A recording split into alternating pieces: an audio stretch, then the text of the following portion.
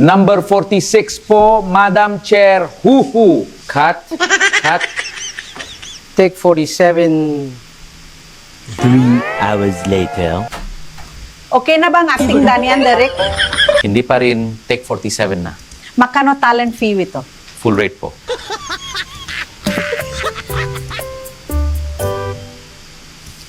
Madriaga, turuan kita pa na magdrama. Watch and learn. Number 46 po, Madam Chair.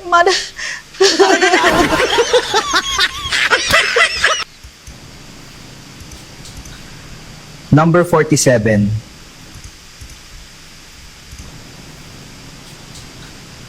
Number 47. Dito, iiyak ka na at sasabihin, malungkot lang po. Hindi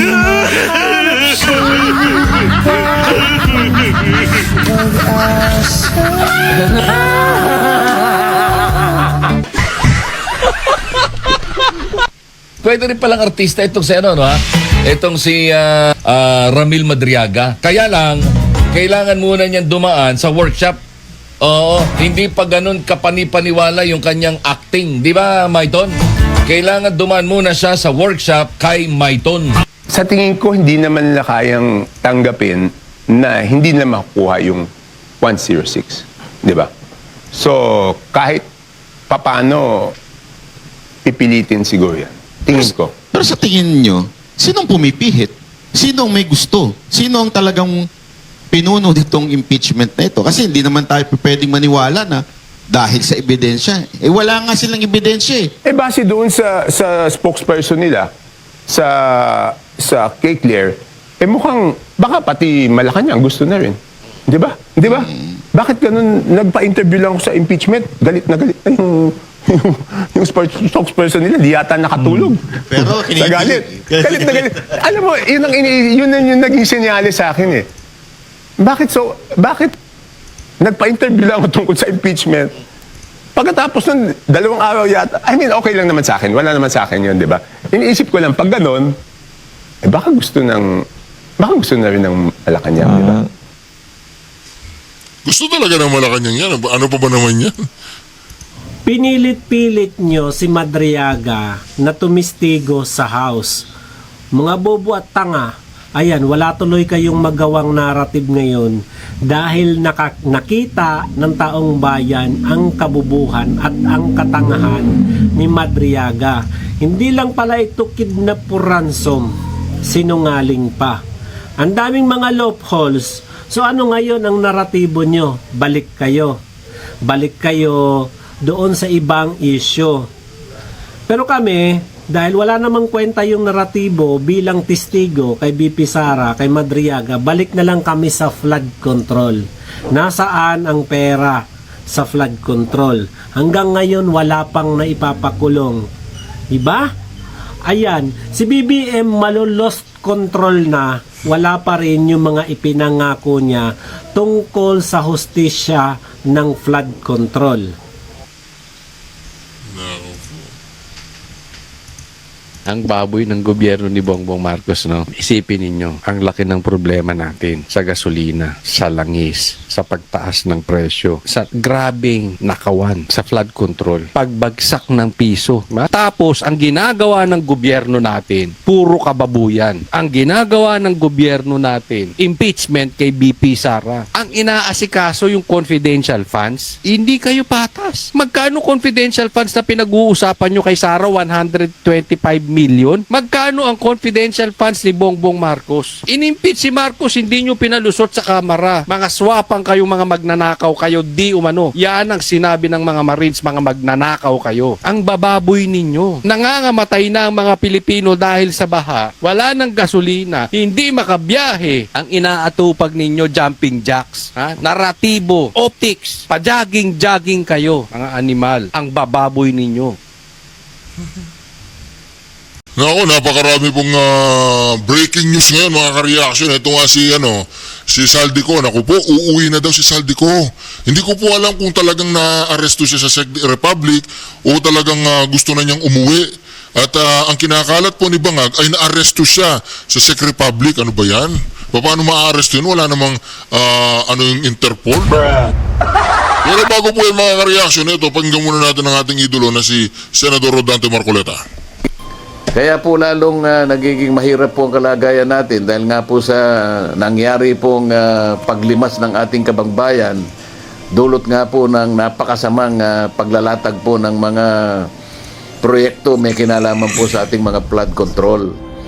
Kung hindi po sana nagkaganyan, hindi po nasaid po ang kabangbayan, sana kahit papaano ito po nakaambang mga panganib na dala po ng kawalan ng langis sa paglalabanan po ng mga bansa dyan sa bandang Middle East. Hindi po sana tayo ganon siguro kahirap kung ang pag-uusapan ay yung mga pangunahing pananggalang po. Ang nangyari nga po ay... Tama po yan mga ka-reaction, tama yan. Ito kaya saludong-saludo po ako dito kay Senador Rodante Marcoleta. Kasi nga po mga ka-reaction, hindi po niya talaga palalampasin ito. Pangalawa, kaya saludong-saludo ako sa kanya mga ka-reaction, alam po niya ang nangyari at nangyayari ngayon. Hindi po siya natatakot kay bangag, kay tambaluslos o kahit sino pa man. Ito po mga ka-reaction ang kinatatakutan nila kay Senador Rodante Marcoleta. Ngayon, na si Saldico ay talagang uuwi na sa Pilipinas. Kaya pala nagdeklara itong si Pinky Lacson na nagkaroon po ng indefinite postponement o cancellation ng hearing ng Blue Ribbon Committee. Indefinite po, hindi natin alam kung magre-resume, kung kailan magre-resume. Bigla pong nag-announce si Pinky Lacson ng indefinite suspension. Nang mabalitaan po nila na itong si Saldico ay uuwi na. Ito mga reason, tuloy po natin sa ating Vice President sa 2028, Senador Rodante Marcoleta. Ito, hindi pa po namin napagtutuunan ng pansin kung sino talagang may kasalanan dito dahil nga po yung Blue Ribbon Committee, nakita naman po ninyo, kahit ano po ang sabihin ko sa kanila na pagtiyagaan natin para matukoy po natin kung sino talagang may kasalanan nito. Upang sa ganon ay maibawi po natin ang mga kababayan natin, lalong-lalo na po kayo na may kinalaman po sa pagbabayad ng buwis. At katulad na po ng ating mga OFWs na nakausap ko po, talaga pong sila rin ay nagsasakit. Ang kanilang buhay ay tinaya, nagsakripisyo na hindi makita ang mga pamilya para lang makapagpadala po ng kanilang pantulong sa kanilang pamilya. At yung mga remittances po na kanilang ibinibigay sa atin, ang laki ng tulong po na naibibigay sa ekonomiya ng ating bansa. Ito pong lahat ng ito ay gusto nating sasatin uli. Alam po ninyo, ito yung pinagtataka ko dahil itong mga ito ay isinasangkot nila yung ang kanilang buhay. Wala po silang mapapala ditong garansa eh. Mapapasapanganin pa nga ang buhay nila tsaka ang kanilang mga pamilya sa gagawin nila. Ngunit dahil sa kanilang pagmamahal sa bayan, gusto po nilang tumulong sa ikaroresolba nitong pagnanakaw na ito. Pinakamalaking pagnanakaw po sa kasaysayan ng ating bansa. Naku po, hindi talaga titigilan ni Senador Rodante Marcoleta mga ka-reaction ng issue po ng flood control na yan. Lalong-lalo na mga ka-reaction, wala pong sinimulan si Senador Marcoleta na hindi niya tinapos. Katulad ng ABS-CBN, di ba? Tinapos niya. Alright, ito tuloy po natin mga ka-reaction. Ito si Madriaga, unsong anak. Lahat ng usapan kasama siya. Kaya nga nakakapagtaka dito mga ka-reaction, itong si Madriaga na hindi naman kilala ng mga kaalyado ng Pangulong Duterte, na wala naman talaga siyang masasabing insider siya o nasa circle siya ng Pangulong Duterte, picture man lang na sa pagpupulong ni Medialdea, ni Bongo, ni Sal Panelo, ni si Harry Roque nga, pinakulong niya to eh. Pinakulong nga ni Harry Roque ito dahil sa kidnapping, di ba? Tapos sasabihin mo, inner circle ni Pangulong Rodrigo Roa Duterte? Imposible po yan mga ka-reaction. Si Madriaga, unsong anak. Lahat ng usapan kasama siya. Lahat, kasama siya. Oo. Pabagsakan ng bansa, kasama siya. Tayuan ng military intelligence group, security group. Kasama siya, dalahan ng pera, milyon-milyon. Binigyan pa ng pambili ng motorsiklo. Tapos, sabi ko mga nagugulat ako eh.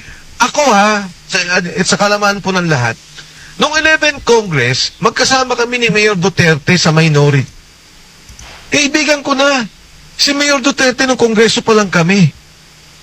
Nung siya po yung naging presidente, nakita lang kami 3 beses. Sabi pa nga niya sa akin nung unang beses, sabi niya, Mike, kumusta ka na? Kung mabuti po, Mr. President. Sabi niya, pagka libre, dalawin mo ko. Akala mo, tindahan lang, di ba? Pagka libre ka, puntahan mo ko. Sabi ko po, Mr. President, nagkataon din naman COVID eh. Na-meet ko ang presidente ng mga panahon yun, siguro 3 beses. Kasi nga, wala namang pagkakataon. Ito lahat ng kwentuhan katabi siya. Lahat ng usapan kasama siya. Oo eh.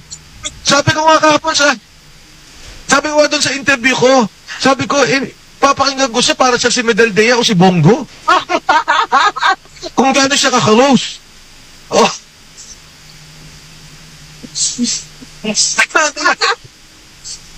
Nagkamali sila doon. Gumawa na nga sila ng witness. Sinobrahan naman nila kwento.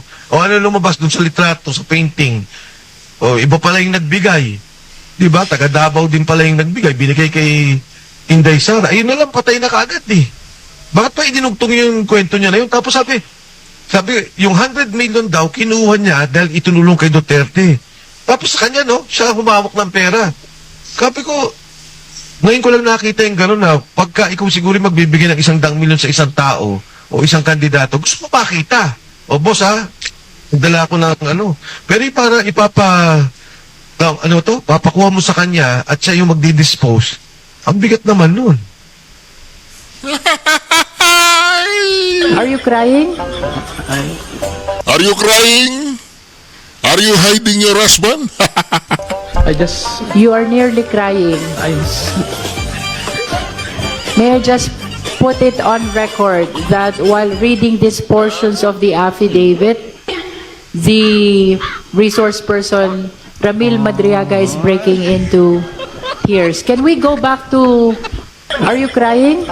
Dapat, di ba? Dapat yung pag-upo ni Madriaga, can you put in record, umupo si Madriaga. Suminghot si Madriaga. Can you please put in record, kumurap si Madriaga, ngumiti si Madriaga, tumango si Madriaga, kinamot ang ulo ni Madriaga. Kailangan put on the record lahat yan, Yung inawakan ng kulangot ni Madriaga, dapat lahat yan put on record, dapat, di ba?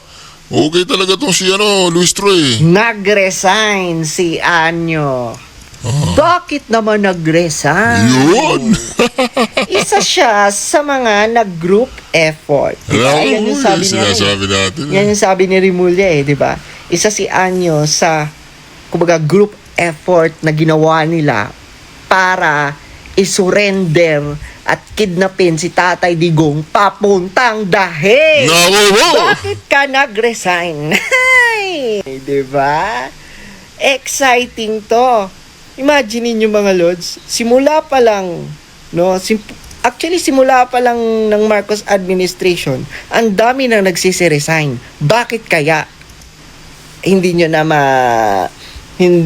na kaya ng konsensya nyo? Hindi nyo na kaya ang pinagagagawa ng Marcos administration? Nag-resign kayo or pina-resign kayo? Dalawa lang yan mga Lods. Nag-resign sila kasi hindi na nila kaya at hindi na kaya ng kanilang konsensya. Ganun yon. Pangalawa, pinag-resign sila para, di ba, after mag-resign, mawala na lang na parang bula at hindi na i-interviewin, baka kung ano-ano pa ang sabihin. Yan lang yon. Yan lang yon. Pansinin nyo, yung mga secretaries ni BBM na nagsiresign, sana sila ngayon, tikom ang bibig. Pinatahimik. Ngayon, asa na sila? Ala na. Ala na. Diba? Ganyan kawalang kwenta ang administrasyon ni BBM. Kasi kung may kwenta pa yan, bakit sila magse-resign? Bakit? That's the question. Imaginin mo, hindi pa nga tapos yung Marcos administration. Hindi pa nga tapos yung administrasyon ni Marcos, pero hindi na makasurvive yung mga sekretary niya. Nagsiresign, isa-isang nagsiresign. Si Auntie Claire lang ang survivor dito. Buti pa si Auntie Claire, no? Buti pa si Auntie Claire. Buti pa siya hindi binabagabag ng kanyang konsensya. Pero darating din ang araw, Auntie Claire.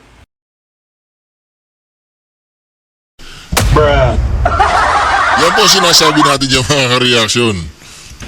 Breaking news! Nako! Romualdez at Marcos naglaglagan na. Naku po! Maganda to mga reaction, maganda to. Nilalaglag ni Romualdez si Marcos dyan sa may kongreso dahil kay Madriaga.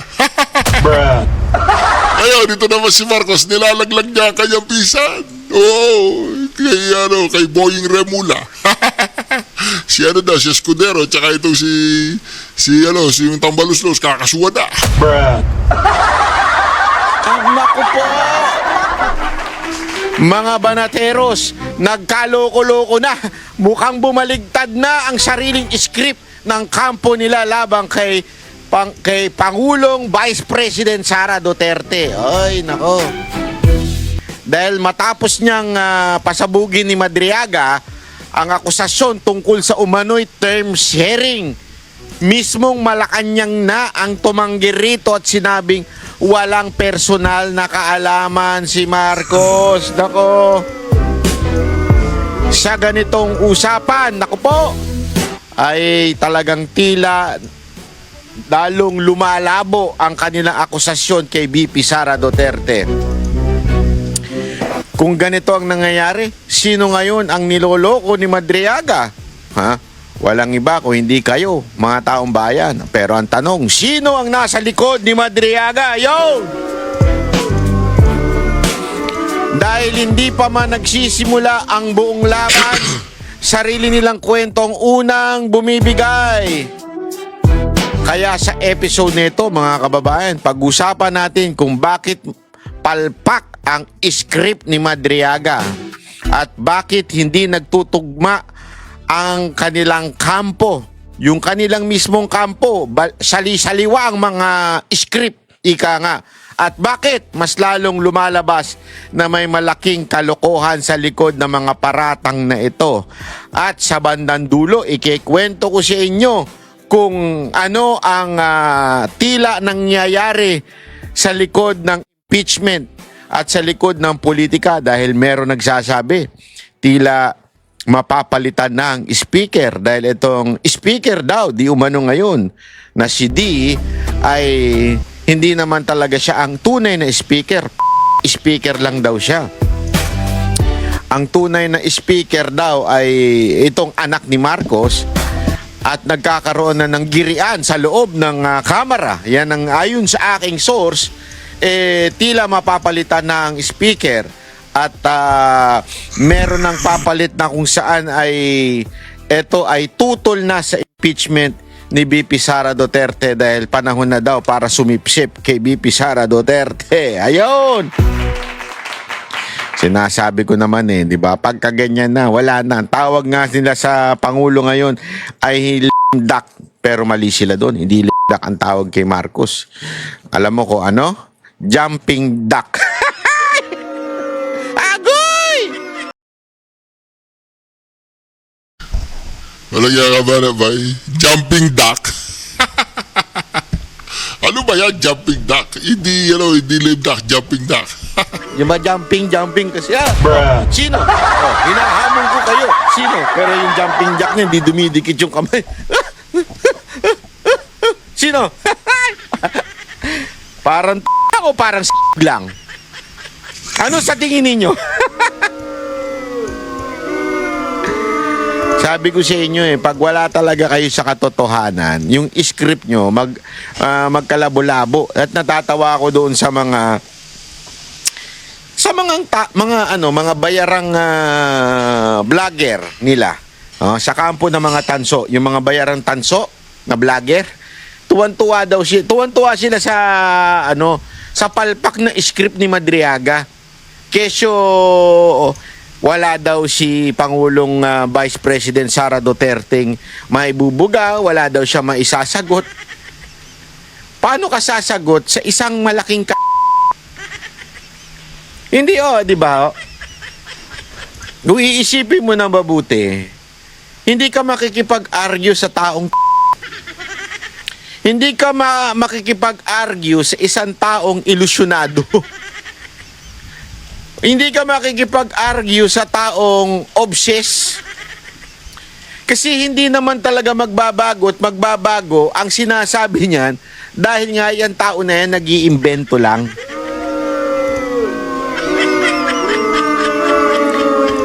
Sa makatuwid mga kababayan, itong si Madriaga, halatang halata yung niya kay BP Sara Duterte. Di ba naalala ninyo, nabanggit ito nung abogado na si Paulo Panelo na may kursunada lang itong si Madriaga kay BP Sara Duterte. Dikit siya ng dikit. Tapos ang kanilang pinaka-ebidensya na malapit daw si Madriaga ay yung selfie, yung tawag doon, yung pan sign na happy birthday. Yun daw ay malapit na. Alam nyo, sa dami-dami na nagpapapicture kay BP Sara Duterte, naturalmente, maraming hindi dyan kilala niya ng personal. Ako nga, ilang beses na nating nakausap si BP Sara Duterte, but I will never claim na ganun kami ni BP Sara Duterte. I will never do that. Even if may mga naikikwento na siya na hindi naman naikikwento pampubliko, I will never do that. You know why? Hindi naman porket nag-usap kayo, close na kayo. To the point na padadaanin pa sa'yo yung pera. Eto sabi ko nga,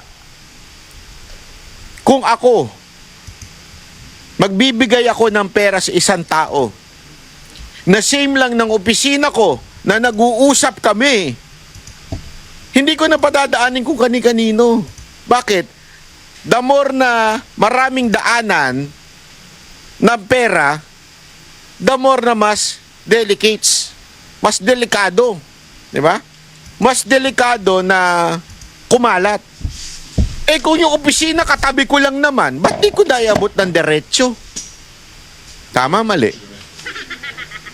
Sabi nga doon meron pang point doon na sabi ni Ombudsman Martires na kesyo parang malapit daw siya sa mga Duterte. Ang sagot ni Ombudsman, at inabutan daw siya ng pera ni Pangulong Duterte. Kung malapit pala ako kay Pangulong Duterte, bakit padadaanin pa sa'yo? Sino ka? Di ba?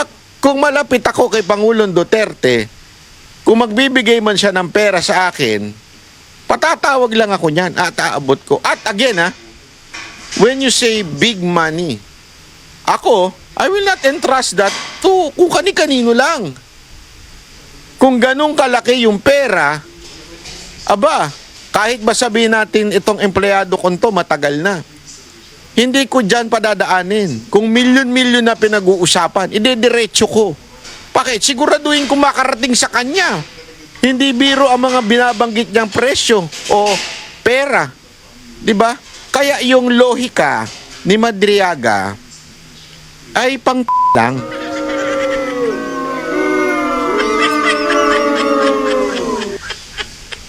At sa taas ng antas ng katalinuhan, isang tunay na abogado, isang prosecutor, at si BP Sara din, abogado. Matalino ibig sabihin yan. Hindi pwedeng sabihin mo na yan. Hindi lang po pagiging abogado ang pruweba na matalino si BP Sara at saka si Pangulong Duterte. Sila po'y humawak na syudad at maganda ang nangyari do sa syudad nila hanggang ngayon. Ibig sabihin, magaling sila. Sa tindi ng talino nila, bakit nila ipagkakatiwala ang isang quote-unquote pera na malaki? na hindi dumaan sa legal na paraan. Kasi yun na sinasabi ni Madriaga eh. Bakit ko pa dadaanin kung kani-kanino? Especially sinasabi niya na ito ay o hindi may paliwanag kung saan ang gagaling, hindi ko pa dadaanin sa kanya yan.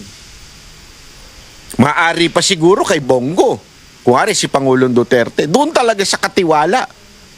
Milyones eh. Di ba? Bakit sa kanya? Anak ka ng tutsang kalabaw. Bakit sa kanya? Tapos, ano ba siya? Anong kanukulan niya? Hindi nga naka-ano yan ng bar. Hindi nga pumasa ng bar. Hindi nga ata nag-bar yan. Di ba? Pangalawa, hindi lang siya hindi nag-bar. Ano yan? Hindi nga pulis yan eh. Hindi nga organic yan eh. Security guard lang yan eh. Para bagang hindi ko nilalanglang yun ha.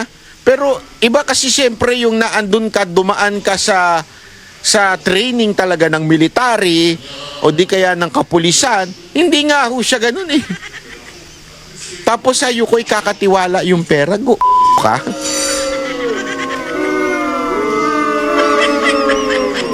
At ngayon nga, mga kababayan, mantakin mo, meron siyang kwento, aligasyon, na naandun daw siya, ganun siya ka-special. Grabe, ako talaga, minsan napapaisip ako eh. It's either itong mama na ito, o baka naman talagang ilusyonado, talagang may tama. Kasi may ganyan tao yung may tama, yung sinungaling siya na hindi niya na matanto o sabihin hindi niya alam na siya ay nagsisinungaling. Ganun kasi ang ulo. O di kaya talagang may matinding kapalit yung paninira niyang ginagawa niya kay BP Sara Duterte. Kayo mga kababayan, alin dun sa tatlo? Siya? Bangag siya? Kaya ganyan siya? O pangalawa, nag-ahit siya? Nalunod na siya sa sarili niyang kasinungalinga at dito kay BP Sara Duterte? O baka naman binayaran siya ng dating senador? Kilala nyo na yun, yung asong diba? Na dumadalaw daw sa kanya. Oh. Ito kasi may kwento siya. Ito kasi siste, mga kababayan. Mga banateros. May aligasyon siya na di umano daw si Marcos, si Pangulong Duterte, at saka si BP Sara Duterte, nag-usap-usap no na kesyo bababa daw sa posisyon si Marcos sa 2025. Yun ang kasunduan. Ibig sabihin ng kasunduan, Marcos agreed. Marcos is part of that story. Ang problema, ladies and gentlemen, tinanggi ni Marcos. Ibig sabihin, nagsinungaling si Madriaga. Kasi, sabi ko nga saan ngayon lulugar kayong mga bayarang vlogger? Kasi di natin alam kung sino nagbabayad dito sa mga vlogger ni Marcos eh. Si Marcos ba? Si Lisa Marcos ba? Under ba ng Office of the President? Under ba kay Yussi Claire Castro? O kay Romualdez? Paano yan? Inakusahan si Marcos nakikipagkuntsabahan kay Presidente Duterte. Nakikipagkuntsabahan daw. And that's a serious offense. Mantakin mo makikipagkuntsabahan ka na term sharing? Oh. Kaya nga dito, may naaamoy ako. Mamaya kikwento ko yung naaamoy ko. Tila naglalaglagan na si Romualdez at si Marcos. Yung kanyang mga bataan na congressman, yung mga bata ni Romualdez na inuutusan niya para banatan ng matindi si BP Sara Duterte, ay tila nilalaglag na mismo si Marcos dahil dinamay siya sa kwento. Pero si Marcos, nilaglag din si Romualdez. Bakit? Tinanggi niya Para niya sinasabing kalokohan, katarkaduhan yan. O, pakinggan na ho natin ha. Itinanggi ng Malacanang at ni Senadora Amy Marcos ang umunoy Marcos-Duterte Term Sharing Agreement na isiniwalat ni Ramil Madriaga. Bumwelta rin ang palasyo sa sinabi ng bise na pumalya ang gobyernong tugunan ng pangangailangan ng publiko sa gitna ng oil crisis. Nakatutok si Ivan Mayrina. You swear to tell the truth? Nagulat daw si Pangulong Bongbong Marcos sa isiniwalat ni Ramil Madriaga sa House Justice. Paano kaya nagulat si Marcos? Alam ko kung paano. Alam ko paano? Nagulat siya.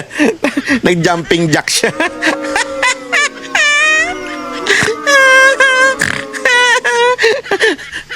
Ganun siya nagulat. Committee na may kasunduan sila ng mga Duterte na bababa siya sa pwesto sa taong 2025. Wala raw ganyang kasunduan.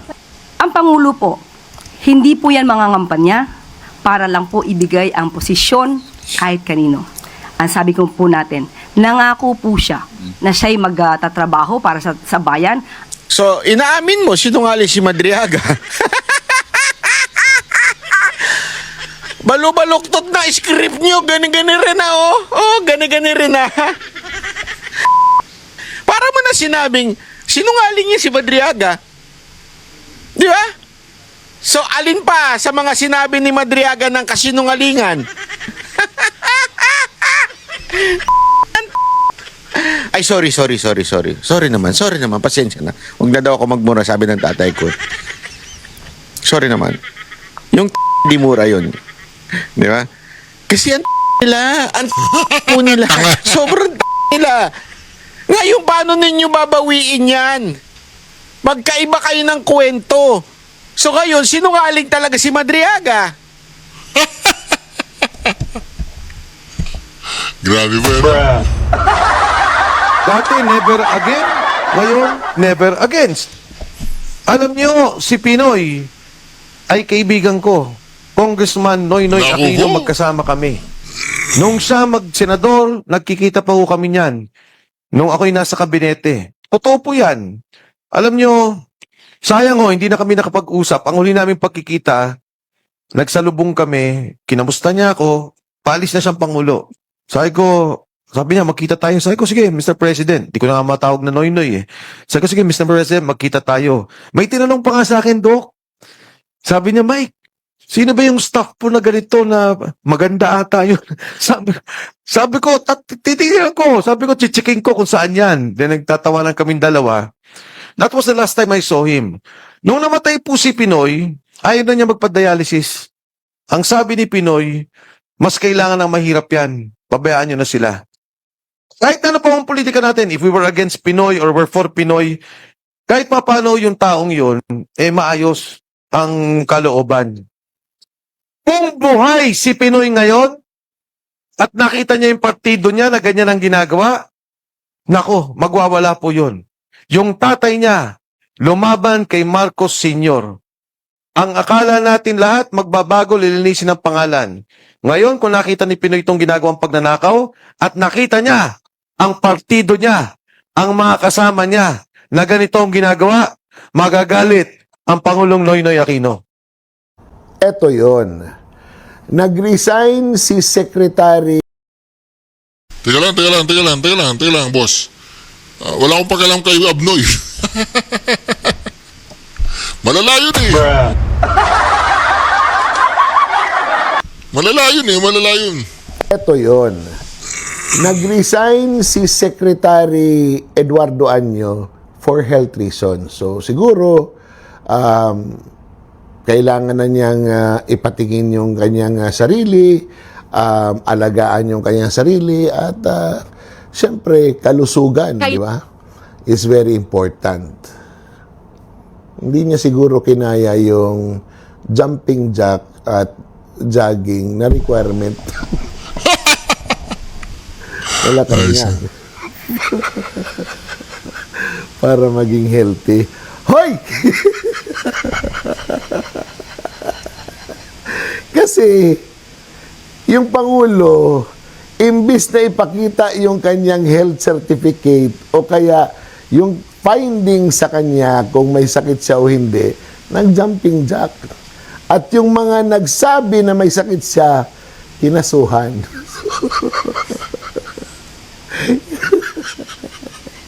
Samantalang si Secretary Año, may naramdaman, nag-resign.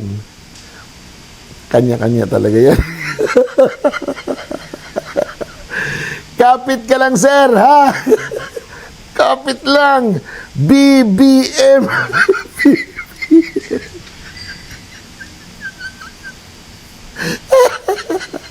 Nabuang na. Sayang ang bayot. Kailangan magpakita. Kailangan sumagot. Kung walang kasalanan, simple lang. Magpakita, sumagot. What I did, tinago ko po asawa ko. So, wanted siya. Kasi lawyer ako eh. For 2.5 months, malayo siya sa amin. Tinago ko siya.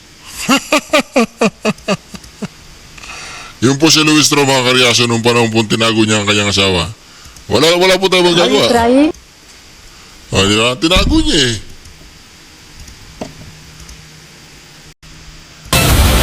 Magandang araw, Pilipinas! Sa dami ng ingay sa politika, sa dami ng mga opinyon sa Ito po mga ka-reaction. Ako, mag-react po tayo dito sa interview ni Atty. Harold Respicio. Basta ako mga ka-reaction, pag tumakbo senador, itong si Atty. Harold Respicio, 100% po ako, support po ako dito mga ka-reaction. Kayo po ba mga ka-reaction, masusuporta po ba kayo kay Atty. Harold Respicio? Pag-comment po sa comment section. At kung yung po mga susuporta kay Atty. Harold Respicio, ay mag-subscribe na po kayo dito sa channel na ito mga ka-reaction para po lalo po tayong lumakas. social media. May isang tanong na gusto nating sagutin. Hindi propaganda. Hindi chismis. Katotohanan. Dito, walang iwasan. Walang paligoy sa totoo lang. Kasama natin ngayon ang isa sa mga tahasang nagsusulong ng tunay na paninindigan at prinsipyo para sa kapakanan ng taong bayan. Walang umba kundi ang Vice Mayor ng Reyna Mercedes Isabela, Atty. Harold Respicio. Nako, finally! Atty. Harold! Masaya to.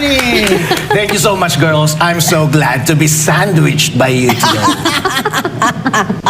Ladies and gentlemen, Vice Mayor Respicio was a practicing lawyer before he ran for the first time and won as Vice Mayor of Reyna Mercedes. Yes, sir. Yes, madam.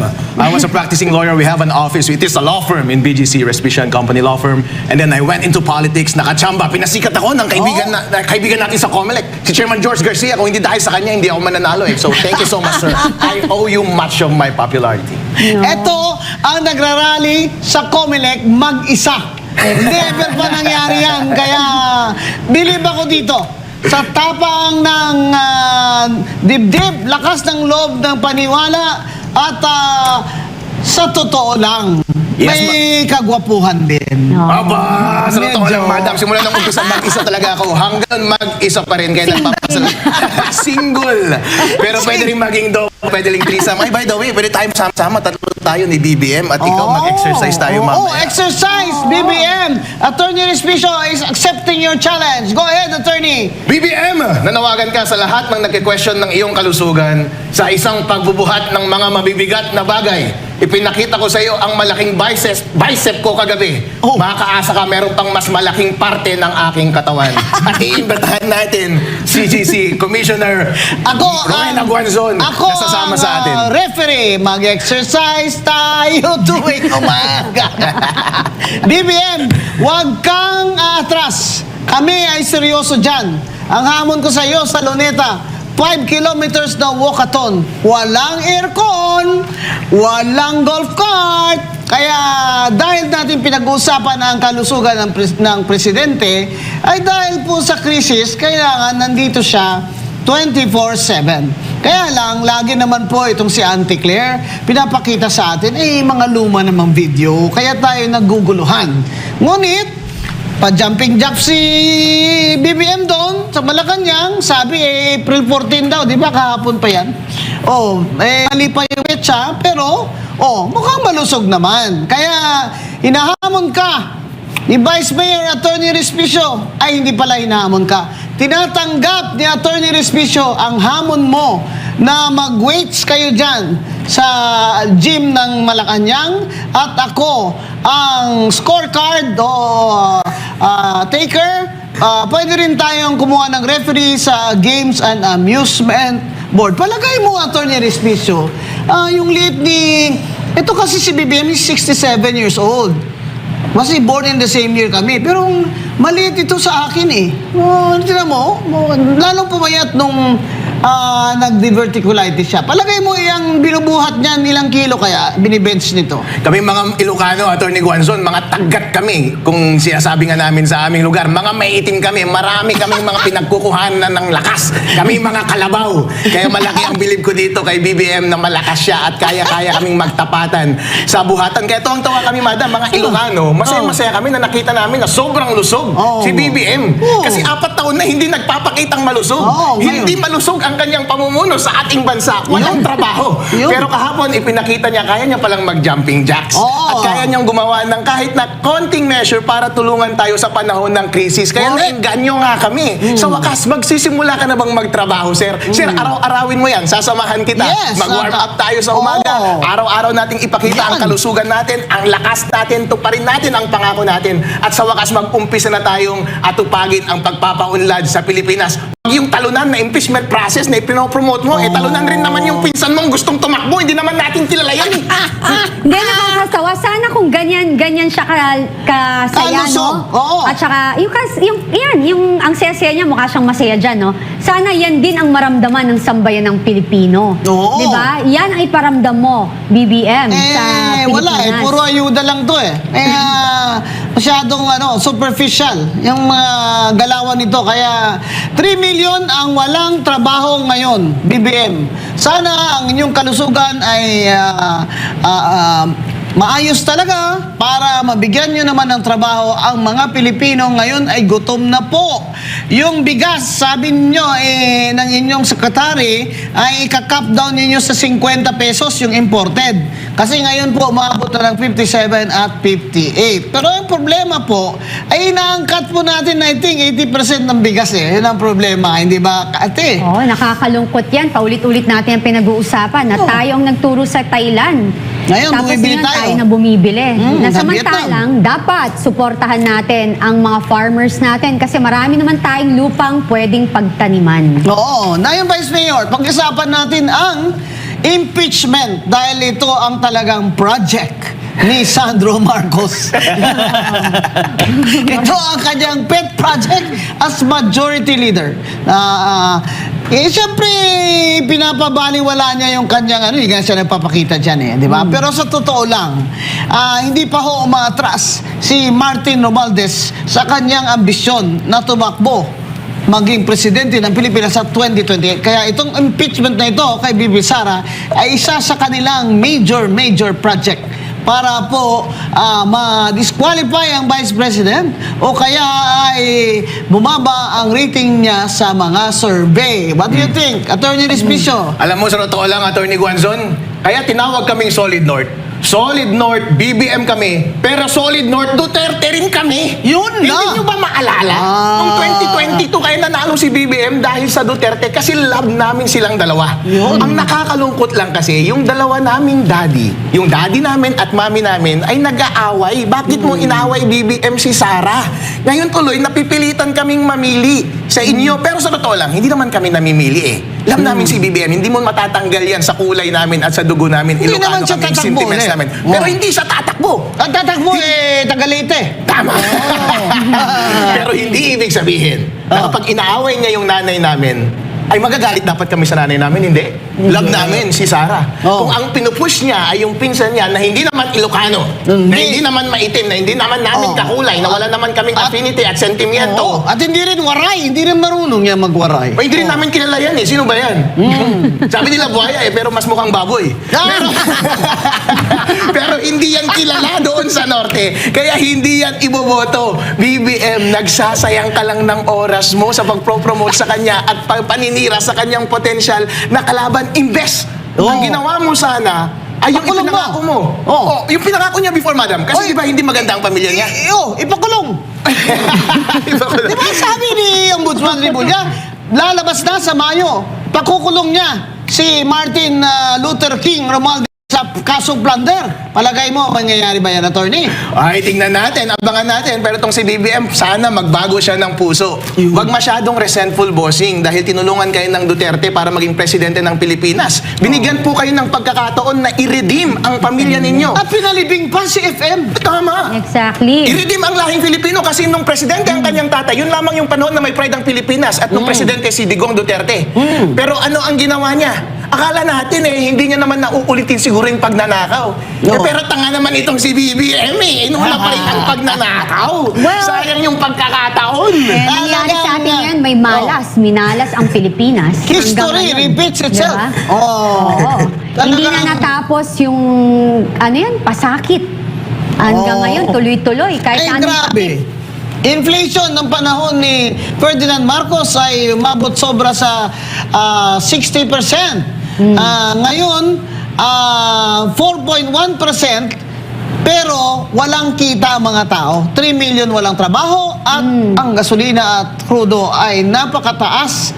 Kaya po, magbisikleta na lang daw kayo, sabi ni BBM, magtiis kayo, magbayanihan kayo, mag-carpool kayo.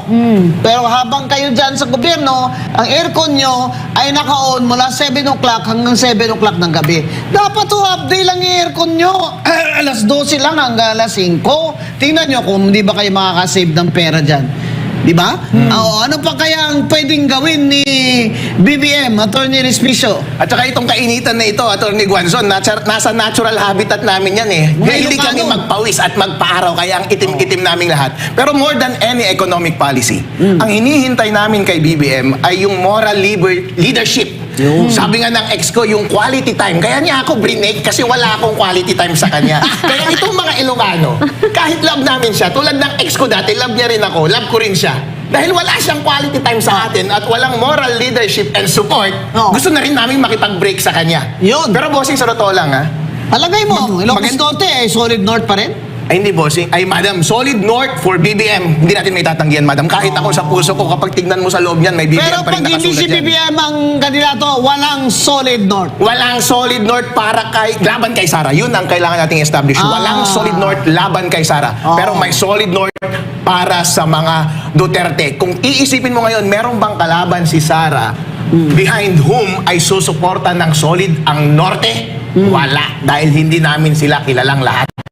Oo nga, no? Kasi nag-BBM Sara kayo dun, no? O, BBM Sara po. At sa katunayan ako, kaya nanalo si BBM dahil pumunta si Sara sa Isabela noon. Merong panahon na nangampanya sila sa Isabela, hindi pumunta si BBM. Ang pumunta lang si VP Sara.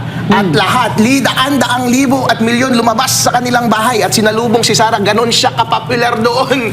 Kaya nagtatakap kami, bakit inaaway ni BBM si Sara? Si Sara ang nagpapanalo sa kanya nung tumakbo nga siyang Vice President. Ito kasi si Martin Ito pahamak ito si Martin kay BBM talaga. Wala pa isang taon, sinaksak mo na kasi. Ito talaga yung plano. Gusto mo talaga ikaw magpresidente, hindi yung vice president.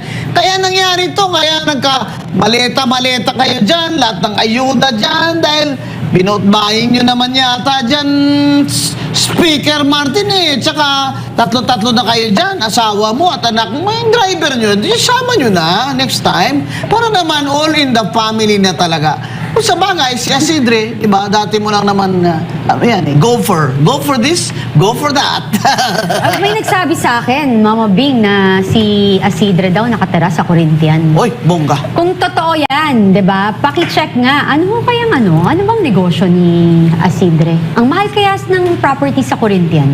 Walang negosyo. Dati daw, taga Marikina yan taga Marikina daw yan dati. Hindi natin alam saan sa Marikina. Pero kung napunta na siya doon sa mga first class subdivision, kailangan na po makita ang salen ninyo. Yan. Kasi so, pinag-uusapan ng salen, Attorney Respicio. Palagay mo kaya tama ito na ang salen ni BP Sara ay gustong i-require ng Justice Committee para daw makita na talagang nagnakaw siya. Maling i-require ang SALN para madiskubre ang cause para siya ay i-prosecute for impeachment. Totoo yan, nasa saligang batas na may hearing. Pwedeng mag-hearing ang Committee on Justice at linagay nila sa rules na merong hearing din. Pero yung hearing na ito, kasama ba yung compulsory process to subpoena para magkaroon ng fishing expedition, magdiskubre ng ebidensya? Hindi po. Dahil nandun mismo sa House Rules ay dapat doon sa complaint, kompleto dapat yung allegation of facts para mag-establish ng case. Ibig sabihin po niyan sa pagboto, kung sufficient yung allegation, sufficient in substance, yung complaint ay dapat in-identify yung offense, yung 5 grounds ng impeachment, in-identify yung elements, at meron dapat facts to support those elements. Ang tanong, meron bang facts to support them? Hindi po kompleto. Dapat to begin with, kompleto na para ka makapagboto kung sufficient in substance yung complaint. Hindi yung after the fact ka magdidiscover. Dahil ang stage ng Committee on Justice ay accusatory stage. Ang judicial stage ay nasa Senate. Doon ang trial. Hindi mo pwedeng ipagkait sa Senate or hindi mo pwedeng agawin sa Senate the power of compulsory process to subpoena witnesses and evidence dahil hindi pwedeng madoble-doble sa isa't isa. Ngayon, sinasabi nila may hearing. Kapag may hearing, hindi porket may hearing ay kailangan na ng trial. Hindi po. Kasi halimbawa, sa saligang batas, meron ding hearing kapag appointments. Pero wala kang karapatang magsubpina doon kapag hindi pumunta yung tao. Hindi mo pwedeng iparesto yun. Hindi ka tulad inquiry in aid of legislation. May hearing lang para may pagkakataong marinig or sumagot yung kalaban. Pero hindi ka pwedeng dumiskobre or maghanap or mangisda ng ebidensya na gagamitin mo. Para siya i-impeach. Ayan, Justice Ascuna agrees with you. Sinabi niya, this is a major fishing expedition. Yung pagsabpina na yan ng kung ano-ano. Kasi, dapat, kung ano na naka-attach yan sa complaint, yun na yun. Doon kayo bumatay ng inyong sufficiency in form and substance. Ngayon, sa tingin ko, Attorney Respicio, ang House Committee on Justice ay siyang nagmimistulang abogado ng mga complainants dahil sila ang kukuha ng iba pang ebidensya na para magamit laban sa kay VP Sara. Kahit na po ang rules dyan ay masyado namang vague. Kasi itong si Chair Luistro ng Justice Committee ay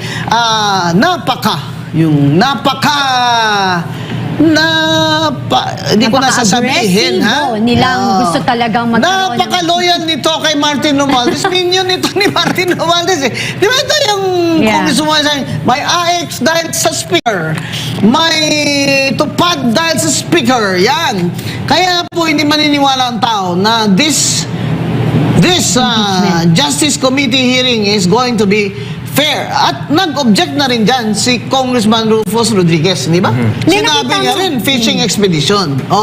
Pero, siyempre, overruled. Diba? Kasi si Luistro nga minion nga ni Martin Romualdez. Yan, Diyan, Congressman Rufus Rodriguez. Yes, Diba? Former Dean of San Sebastian Law, UP Law alumnus.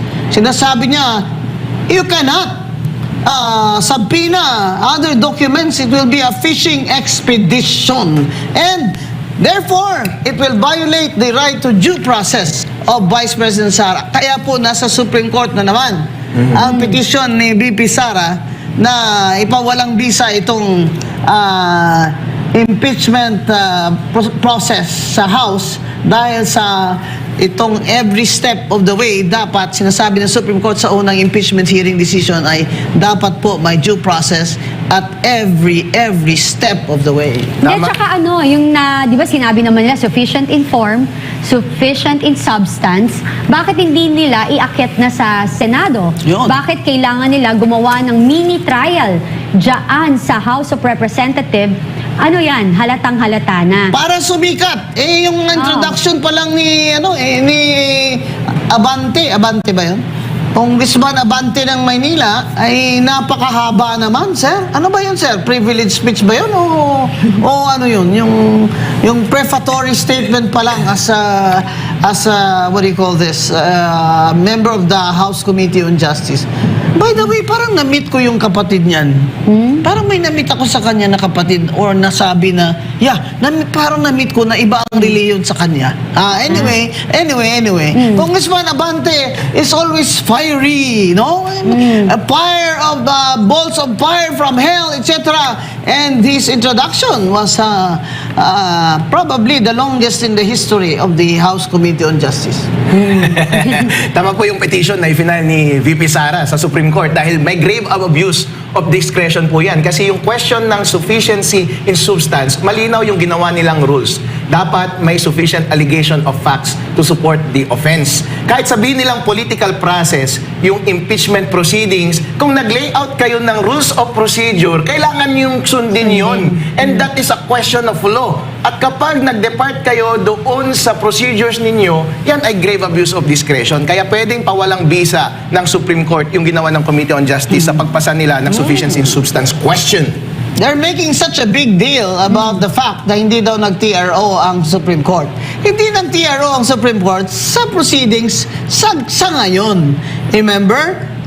Doon naman yung first impeachment proceedings against VP Sara ay hindi naman sila nag-issue din ng TRO. Hindi ibig sabihin na hindi ito didesisyonan ng Supreme Court dahil napaka-importante po sa ating bansa itong issue ng impeachment ni VP Sara. Hindi lang po dahil sasabihin nyo, kasi si Atty. Guanzon, kampiyan kay VP Sara. Hindi po.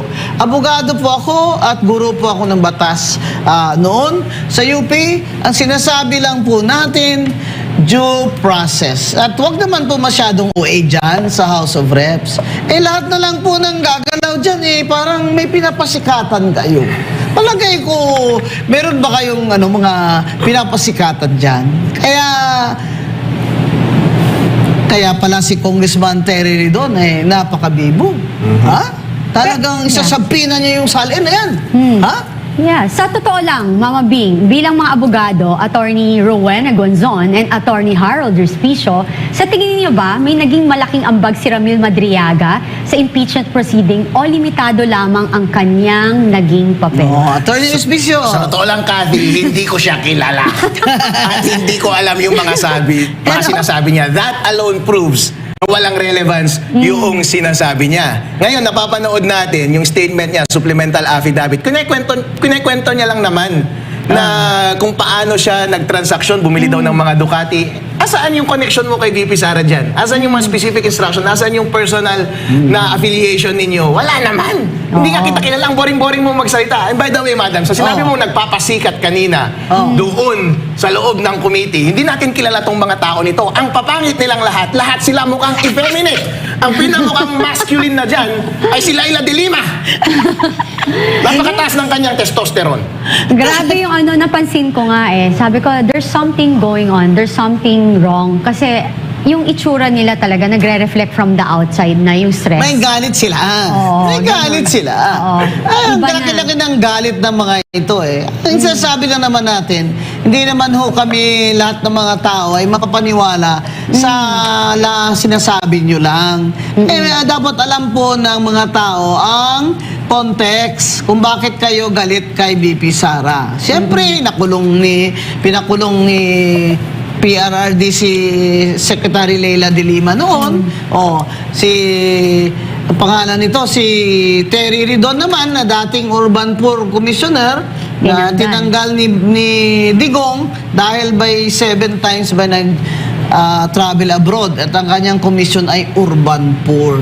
So, dapat may konteksto naman kung bakit itong mga congressman na to ay tila parang gigil na gigil sila. Yung sinasabi natin, kung ganyan po kayo, di magbilang na lang kayo dyan kung talagang may numbers kayo. Sige, total, kung gusto nyong talagang tapusin yan para ipa-prove to the Supreme Court na may due process dyan, hiring-hiring nyo dyan, i-accept nyo na sa Senado ang articles of impeachment. At doon, anong mangyayari sa Senado, Attorney Respicio? Tulad nga ng sabi nyo kanana, Attorney Guanzon, 14 lang or 15 ang makukuha nating boto sa Senate.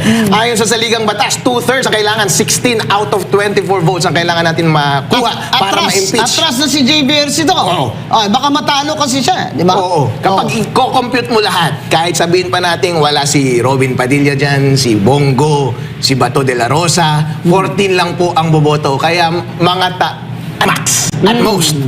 Kaya mga kasama namin dyan sa Congress, tama na po, inuubos nyo lang ang inyong panahon. At pera ng bayan. Oo, at kung ginagawa nyo yan para lamang tuparin ninyo yung binayad sa inyong mali-maleta at envelope, mag-shift na lang kayo ng objective. BBM, baguhin mo yung instruction. Kung ang instruction dati ay ipasa yung impeachment kay VP Sara, gawin mo action ngayon na ipasa nila yung pagbaba ng presyo ng langis, pagtanggal ng VAT at excise taxes tulad ng panawagan ni Congressman Leandro Leviste. Correct. Dapat na para kami maging pro-BBM naman, tanggalin mo na yung VAT, sir. Oo nga po. Tanggalin mo na yung VAT na yan. Hindi lamang sa excise tax na yan. Kung hindi talagang ibaba mo rin, tanggalin mo yung VAT sa mga gasolina, crudo, gasol, etc. At babaan mo na yung VAT na yan sa mga basic commodities, lalo na po sa gamot. Kasi hindi na po talaga kaya ng Pilipino, BBM. Yan lang naman ang hinihiling namin sa iyo. Itong mga minions mo, impeachment ng impeachment. Ano pa talagang meron dyan sa impeachment na yan? Maleta. Yes, by the way, Attorney Respicio at Mama Bing, humiling ang United People's Initiative sa Korte Suprema na obligahin si Ferdinand Marcos Jr. na sumailalim sa hair follicle drug test at ilabas ang resulta. Ayon sa grupo, Mama Bing, may karapatan ang publiko na malaman ang kalagayan ng Pangulo, lalo na kung makakaapekto ito sa kanyang kakayahang mamuno. Dagdag pa nila, mahalaga ang transparency upang mapanatili ang accountability ng pamahalaan at ang tiwala ng mamamayan. Kakasaba ang Korte Suprema sa tingin nyo? Abay, 3 taon na, wala pa rin hair follicle test. Ako nga, ang hamon ko nga, di ba? Katulad ng mga lumalabas na iba't ibang comment at opinyon na peke ang video, may sakit siya, para matapos na. No, sabi ko nga, mag-live. So, total, mahilig naman si Auntie Claire mag-live. Mag-live si Auntie Claire, o kaya mag-press con kasama lahat ng mainstream media, walang pili. Live. Tapos papasok tayo dun sa comment section, tapos sasagutin tayo. Nga mag-live si BBM. Si BBM Araw-araw mag-live siya. Ganon. Tapos magsilbi na sa bayan. Kasi ang nakikita ko dito sa nangyayari sa House of Representatives, alam na alam nila na hindi papalo ang impeachment. Pero ang kanilang target talaga or mission, isiraan lang talaga si VP Sara. Para bumaba sa survey. Yes, yun lang. Pero ang nagkamali sila dyan. Kasi ilang taon na nilang sinisira. Wala nang bago. Obvious na obvious at halatang halata. Kaya nila ginagawa yan, may natatakot makulong. Si Paolo Marcoleta, si Rufus Rodriguez, ang hirap talaga pag minority, no? Ang galing-galing na abogado niya, no? Pero ayaw nila pakinggan, wala kang magagawa dyan kung Rufus. Talagang alam nilang fishing expedition yan, pero majority sila dyan, Kaya kanya-kanyang na lang, fight lang, laban lang, di ba? Para marinig naman ng mga tao ang mga argumento na oppose kontra doon sa grupo ni Lilo Istro. Kaya itong girl survey ni VP Sara, Attorney Respicio, bumaba ba? Mas tumaas. At sinasabi ko po sa inyo, maraming mga respondent dyan ang galing sa Norte. Kahit i-isolate nyo ang mga taga-Norte, baka mas malaki pa ang lalabas na pro-VP Sara. Oo, mataas ang BBM na survey, pero mataas din ang lalabas na VP Sara. Dahil hindi po totoo na porket inaaway ni BBM si Sara, ay galit kami kay Sara. Sa totoo lang po, gusto namin maging successful si BBM. Kaya natutuwa po kami na healthy siya kahapon. At meron siyang ginagawang mga konting hakbang kahapon. Ang gusto namin gawin niya ay iniengganyo namin siya na araw-arawin niya ang paggawa ng mga mabubuting bagay. Magpakita siya sa taong bayan araw-araw ng malusog. At susuportahan namin siya sa pagpapaunlad ng Pilipinas. At tama na ang pang-aaway mo kay VP Sara Duterte. Dahil pang-ubos lang po yan ng oras. Hindi po namin yan gusto. Ayaw po namin na nag-aaway ang aming mga magulang sa aming tahanan. Oo, tsaka yung pag lagi kang galit BBM kay BP Sara, sumasakit ang atay mo dyan eh, alam mo? Tumitigas ang atay mo dyan, yun ang sabi ng mga doktor eh. Pero eto pa, BBM, para sa mga Ilocano, bakit hanggang ngayon di mo nilalabas yung tobacco tax? Di ba yung tobacco tax na yan, incentive yan sa tobacco farmers? Eh, sabi ni Gov. Chavit Singson sa akin eh, hanggang ngayon eh, hindi mo nilalabas eh. Talagang gusto mo talagang ipitin ang mga kapwa mo Ilocano o talagang ayaw mo lang kay Chavit Singson? Yung excise tobacco taxes, Attorney Rowena Guanzon, isa yan sa pinakamalaking source of income ng mga taga-Norte. Competitive advantage namin yan over sa mga taga-Visayas at Mindanao dahil sa North ay meron kaming thriving industry of tobacco. Virginia tobacco. Virginia! Gusto natin yan. Virgin. At saka broadleaf. Yung mga excise taxes na yan halos katumbas or even doble pa ng mga nakukuha naming budget mula sa national. Kaya napakalaking pera ang pwede namin makuha mula sa paano tobacco yan? excise Hindi taxes. naman nilalabas. Paano yung malaki? Pero lista lang pala sa tubig yan eh. Parang inutang lang ni BBM yan sa inyo. Pinopinramis niya. O, hindi alam ba ng mga Ilocano yan? Alam yan! Baka inilabas na pero sa ibang bulsa lang napunta. Baka kasama sa maleta. Oo nga. Actually, kahapon may nabasa akong post from Kong Paolo Marcoleta. Again, may panawagan po siya. Ang sabi niya, I urge the President to call for a special session of Congress to act on proposed legislative measures that will provide our people immediate relief from the oil crisis. Hindi na kinakaya ng mamamayan ang pasanin, sobrang bigat na. Sinabi din ng Department of Finance o DOF nitong Martes na ang pagsuspindi ng excise tax sa gasolina at diesel ay hindi magbibigay ng makabuluhang ginhawa sa kabila ng pagtaas ng presyo sa mga nakaraang linggo. Inflation! Ayon kay DOF Secretary Mama Bing at Frederick Go, batay sa pagsusuri ng Development Budget Coordination Committee or DBCC, malabong magdulot ng malaking epekto ng pagsuspindi ng excise tax sa diesel at gasolina dahil anumang pagbaba sa presyo ng mga gasolinahan ay magiging minimal at maaring mabawi rin ng umiiral na galaw ng merkado. Anong masasabi niyo dito? Naku po, Attorney Harold, Respicio at saka Combing. Nakakairita. Go, Harold! Kathy, extraordinary times require extraordinary measures. Yeah. Pagkakataon mo na ito, BBM, ipakita mo na ang lakas ng Ilocano, ang pagiging decisive mo. Go, BBM, go! Galingan mo, bossing! Nandito kami buong Pilipinas na sumusuporta sa'yo. Lahat ng resources mo, ibuhos mo sa pagtatanggol mo at pag-rescue mo ng iyong mga kababayan at kalahi. Yung mga mali-maleta ninyong ibinigay sa mga congressman, itigil mo na yung instruction ng impeachment. Sabihin mo sa kanila, i-expedite na lang nila ang pagpasa ng mga legislative measures para ibsan ang kahirapan ng iyong mga kababayan ngayong panahon ng krisis. Lahat ng karunungan mo dyan, BBM, buksan mo na! Buksan mo, papasukin ako! Mama Bing, alam mo ba, Attorney Harold, ang tatay ko ay Ilocano din. Pero maputi lang ako. Kasi ang tatay ko half Chinese, half Filipino. Mga binag at puwa ng Santiago Isabela kami. Kaya naiintindihan ko yun, no? Ang nanay ko lang naman may lahi din. Kaya eto na. May lahing waray. Waray, pero Japanese, Spanish, German. Oo, Waray. pero tayong mga hindi Ilocano, believe tayo sa sipag na mga Yes, Ilocano. masipag talaga. Nagagalit ang tatay ko pag tanghali akong gumising. The first na OFW natin ay ang mga Ilocano na pumuntang Hawaii at nagtrabaho sa sugarcane farms. Yan ang totoo. Umalis pa po. Bakit ang pinakamaunang OFW ay mga Ilocano at dahil man lang dyan, kahit dyan man lang, ay sana mahalin naman ni BBM ang kanyang mga kababayan at ilabas na niya ang tobacco excise tax na ilang taon na ay hindi pa niya nilalabas sa kaban ng bayan. At bakit? Kaya? Ay, ewan ko dyan. Ayaw niya na kay Chavit Singson. Ayaw niya. By the way, it was Chavit Singson and he was congressman who authored and passed that law. During the presidency of my President, Corazon C. Aquino. Talaga, alam mo, BBM, para umangat-angat naman yung ano mo, popularity mo sa mga Ilocano, ibigay mo na.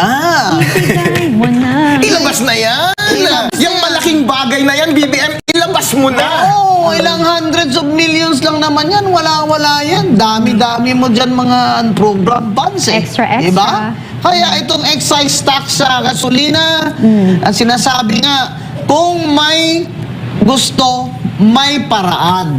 Yan. Yes. Huwag mo Kung sabihin sa ayaw, amin, kung ayaw, may dahilan. yun. Huwag nilang sabihin sa atin na lagi na lang kayong deficit yan. Dahil hindi naman namin kasalanan yan kung bakit kayo may deficit. Sa totoo lang, maraming pera dyan sa budget. Pero kasi ayaw nyo nga na magsakripisyo kayo. Ayaw nilang ng administrasyon na bawasan yung kanyang intelligence fund na ano ba yung intelligence fund ng buong office of the yung mga iba-ibang ahensya is around 16 billion sabi ni Congressman Lian. Biro mo yun, 16 billion.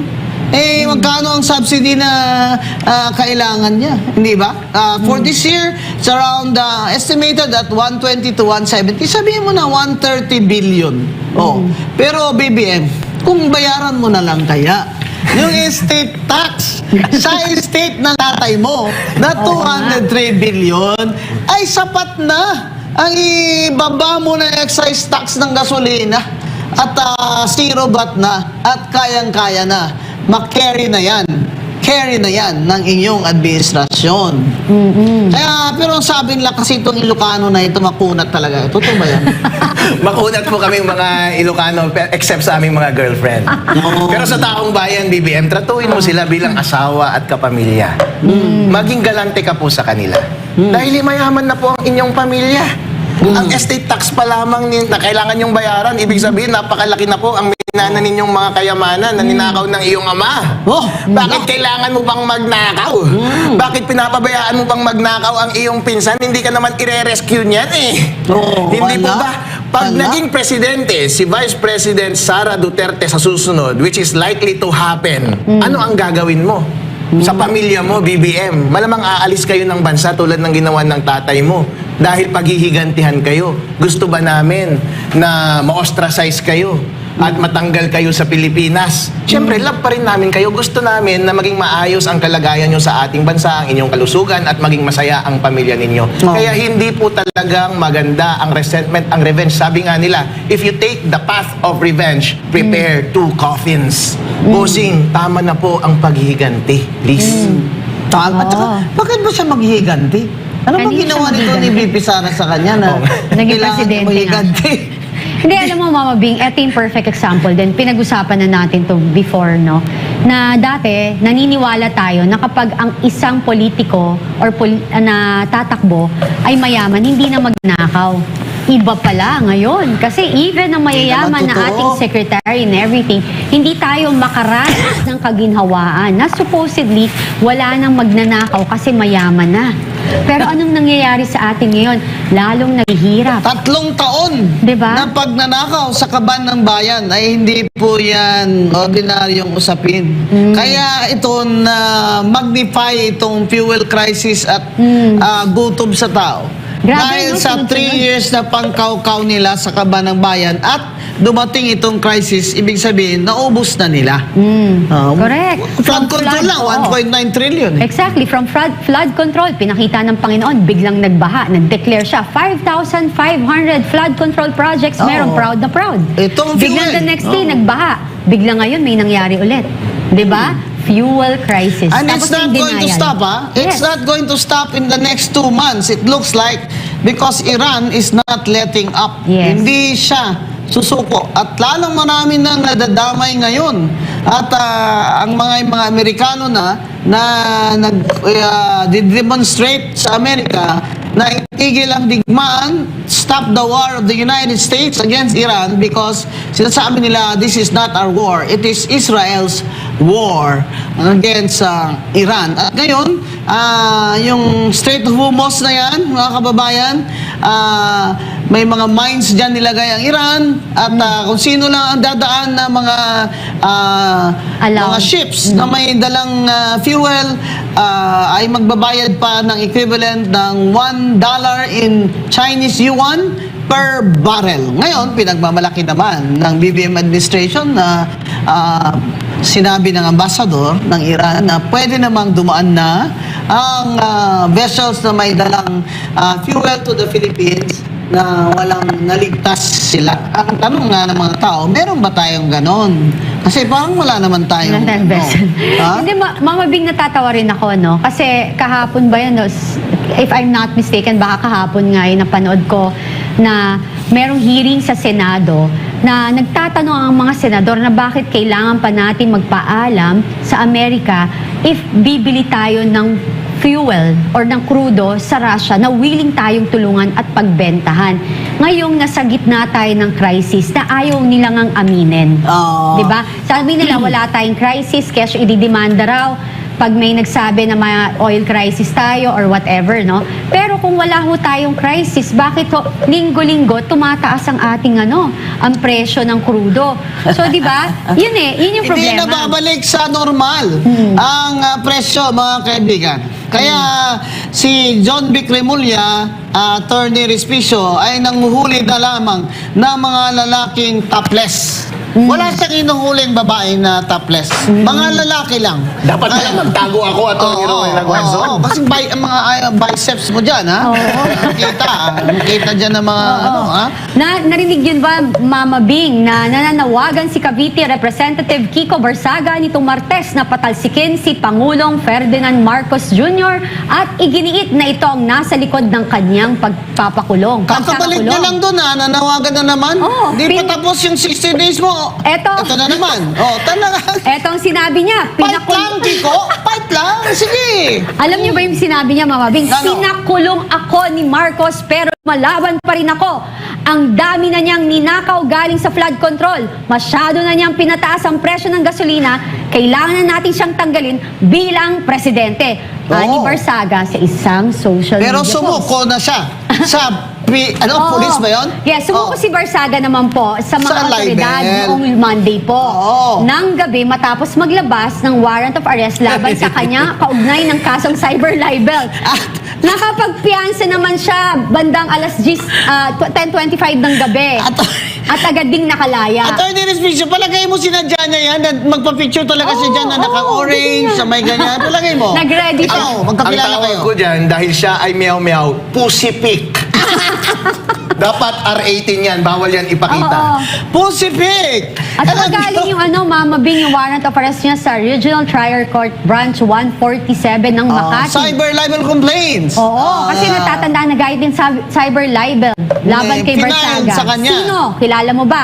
Negosyanteng si Enrique Razon, Antipolo Representative at Deputy Speaker na si Ronaldo Puno at Manila Representative na si Rolando Valeriano. Si Puno, talaga si Puno talagang favorite niya ito si Kong Kiko talaga Nagigil si Congressman Puno dito. Kaya ang tingin ko dyan, pahabaan na lang ng buhay ito, Attorney Respicio. ng PC. Mukhang mas tatagal siya. Kasi kaugnay daw sa kanyang Facebook post noong Enero 9 kung saan sinabi niya tumanggap umano ng suwalang ilang miyembro ng National Unity Party mula kay Enrique Razon sa iba't ibang pagtitipon sa Soler bago ang halalan noong 2025 kapalit ng suporta kay Speaker Martin Romualdez. Anong comment niyo po dyan? Ay, napakahirap pong tumaya sa mga taong hindi kilala. Kahit bigyan mo ako BBM ng trilyong-trilyong salapi, hindi ko itataya ang aking bayag sa taong hindi ko kilala dahil alam kong mga Ilocano, hindi namin siya susuportahan. Hindi yan mananalo si Speaker Martin Romualdez na Isabela dahil first of all, hindi siya gwapo. Doon na. Ang mga Ilocano, mahilig yan sa mga makikisi. At maiitim. Maiitim. At may mga cuts ang mga muscle. At malalaki at mahaba ang isang parte ng katawan. At masisipag. At mukhang kalabaw. Itong si Speaker Martin Romualdez mukhang baboy. Hindi mukhang kalabaw ito. Mistiso ito Mistiso. Kaya hindi nanalo ito ng senator Tumakbo yan with PPRD tumakbo yan. Hindi na nanalo kasi sabi ng mga tao, ano ba yan? Hindi man nga marunong mag-Tagalog, English na English, waray pa kaya. I think mahihirapan na sila kung sino man yung i-endorso ng gobyerno na to dahil sa nangyaring pamamalakad nila, mahihirapan ng magtiwala ang tao sa kanila. So, tama ka Mama Bing, mamili kayo 2 taon or 6 na taon. Ang tawag dyan, lame duck president. Lame duck. Hindi niya na may pasa yung kanyang mga policies at pet legislations yan pag ganyan na, sa ngayon pa lang, parang atras na itong grupo ni Congressman Puno sa impeachment eh. Balita ko, nakita ko siya sa TV, sinabi niya, there's no new evidence. We are not so hot about it, sabi niya, which is true naman, no? Ay, ibig sabihin, this is politics, guys, di ba? It's politics. Kung ako naman ang congressman, teka muna, ha? Total, wala namang mananalo dyan sa kabila bakit ko ba ipapa-impeach itong Vice President? Mamaya manalo pa ito. Yari naman ako doon. Kaya tama yung announcement niya na maaga Dahil ang mensaheng iyon na implicit ay ako yung next president ninyo. Gusto nyo bang kaaway ko kayo kapag ako na ang presidente? Oo, Ang gusto dalawang nyo isip akong kayo. tanggalin? At kung hindi kayo mag-succeed ng pagtanggal sa akin, bueno na. Di ba? Hindi, kasi at saka kitang-kita. Talagang, ang maganda ngayon, sa ilang taon nang sinisiraan si VP Sara, alam na alam ng tao din ngayon yung ginagawa sa House of Rep ngayon na impeachment mini trial. Yun. At ito naman, bawat naman galaw ni Auntie Claire, ay si Sara ang, VP Sara ang tinatanong. Pag sabihin natin, si BBM, nasaan na, Auntie Claire? Ha? Tapos sasabihin niya, bakit? Si VP Sara, nasaan na ba? Imbis na magtrabaho, pumupunta sa deheg. Ma'am, trabaho naman ng Vice President, maghintay lang kami kung wala na yung President. Kaya temporarily incapacitated. Kaya exercise ng exercise, pakita sa atin na hindi siya temporarily incapacitated because under the Constitution, if the President is under anesthesia, is temporarily incapacitated, the Vice President automatically takes over without any act on the part of Congress. Kaya abangan natin lagi ang kalusugan ni Bongbong Marcos. Dahil pag siya ay nasa ilalim na ng anesthesia, ay magdahan-dahan na po ako maglakad-lakad puntang gate sa Malacanang. And yan ang mangyayari, mga kaibigan. Kaya si Congressman Lian Leviste at kasama si Attorney Vice Mayor Respicio ay nagrarally halos araw-araw doon sa Liwasang Bonifacio. Yun, no? Guwapo. Diba? Long steps, ha? Bawal ang topless yun. Hindi, tsaka Mama Bing, nakita ko gumawa ng content etong si Claire Castro. Nakita ko sa post ni Boss Dada na sila Vice Mayor Harold Respicio, si Kong Lian Leviste, si Kong Barsaga, tsaka Kong Paulo Marcoleta ay ginagawa niya ng komento o opinion na katawa-tawa. Bakit Claire Castro, hindi ka gumawa ng opinion? Pag bilang abogado, bakit ayaw mong maging content ang usapin sa flood control or GAA? Pinag-uusapan ngayon sa Supreme Court. Bakit hindi mo rin questionin ang nakawan sa kaban ng bayan? Bakit yung mga kabataan na lumalaban para sa kapakanan ng mamamayang Pilipino ay sila pa mismo ang titirahin mo. Anong klase ka? Ina ka ba? Spokeswoman yan. Diba? Nanay ka ba? Kaya lahat ng lumalabas sa bibig niya, you have to assume na utos yan ni BBM. Kuching. So kung nag-aawa yan, ibig sabihin, sinasabi ni BBM na awayin mo sila. Pero by the way, parang ang ganda ng damit ni Auntie Claire ngayon, ha? Yan, hindi. Yung parang brocade na yellow. Peach. Ang galing. Ang lapad ng niya, no? Iba na talaga. Pag magkano bang sweldo nitong undersecretary? Malapit yata sa 280,000 Di ba? Kaya ang ganda na ng wardrobe niya ngayon. At Auntie Claire, ang gusto lang namin sa iyo, araw-araw, ipakita mo na buhay at malusog si Bongbong Marcos. Yun lang ang hinihingi namin sa iyo. Kahit na wag mo nang i-report yung ibang bagay tungkol sa Malacanang. Total, wala naman Di ba? Hindi, tsaka natatawa ko palagi na lang na ang sinasabi niya pag siya nagsalita, magmi-meeting po kami mamaya. Yun. Pag-uusapan ho namin, pag-aaralan namin. Pero until now, kailan nangyari yung gera? 4 months ago. Until now, wala pa rin tayong solusyon na maayos. Because nahihirapan si BBM mag-decide Kasi weak na siya sa sa decision making skills, 'di ba? Sino kaya ang kanyang mga consultant? So, Diba? nahihirapan siya kasi is Executive Secretary and Secretary of Finance are saying, hindi pwedeng tanggalin ng VAT. Pag tinanggal mo ang VAT, lalong malulubong tayo dun sa deficit natin.